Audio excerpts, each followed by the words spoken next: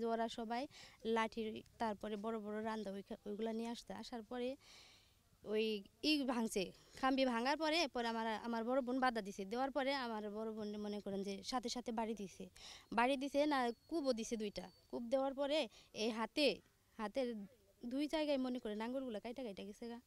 তারপরে এমনভাবে বাড়িতে পায়ের মধ্যে ফালাইছে বলে যে পায়ের মধ্যে বাড়ি দাও যেন হাঁটতে না পারে।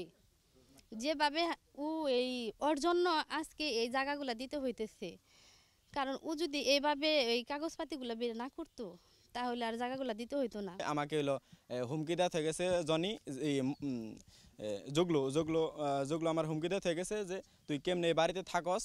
তা আমার জগলু আমার মামা নাগে হইলো হুমকি দেওয়া তুই কেমনে এই বাড়িতে থাকস আমি তাও দেখে নেবো তোর হইলো। তারপরে মনের আমার হুমকি দেয় তোর গুম করে হালামু হ্যান ত্যান টেকা পাই তার কাছে টাকা চাইলে আমার হুমকি দেয় মেরে হালাই।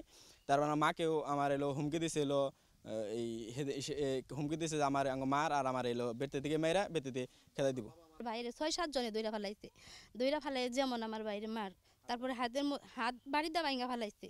আমার ভাইরে তো মাইরাই ফেলাবো, তারপরে আমার ওই পাশের বাড়ি কাকা ছিল, ও শুধু যায়া আমার ভাইকে দইরা বাঁচাইছে। গতকাল এখানে একটা মারামারি ঘটনা ঘটে বেলা 11টা-12টার দিক দেয়। তখন এখানে যে রফিক মাস্টার মকবুল এরা দলবল নিয়ে আইসা বাড়িটা গুন্ডা নিয়ে আইসা কাদের ভুইয়া, জাহাঙ্গীর বিশ্বাস, আরও মিঞ্জু, আরও অনেক লোক ছিল। এরা লোকজন মনে করেন যে 6-7টা হুন্ডার বাড়িটা গুন্ডা নিয়ে আসা রাম দাও লাঠি সুটা এগুলা নিয়ে আইসা রফিক মাস্টার সহ আইসা এখানে ওই মোগলের পোলাপান সহ বড় রামদাও সহ এখানে আইসা অতর্কিত হামলা করছে। রফিক মাস্টার এখানে মারধর করছে, সাবলদা বাড়ি মারছে, কাদের বিয়াও বাড়ি মারছে, লাঠি দেওয়ার বেড়াবেড়ি করছে।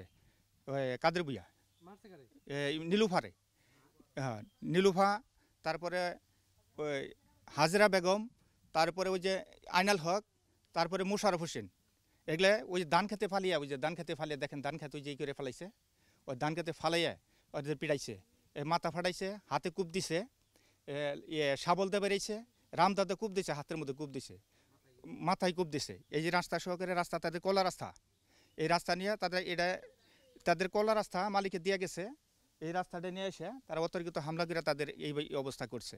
এটার আমার সুষ্ঠু বিচার চাই এবং যাতে তারা সুষ্ঠু বিচার পায়, এটা আমাদের আপনার কাছে আবেদন।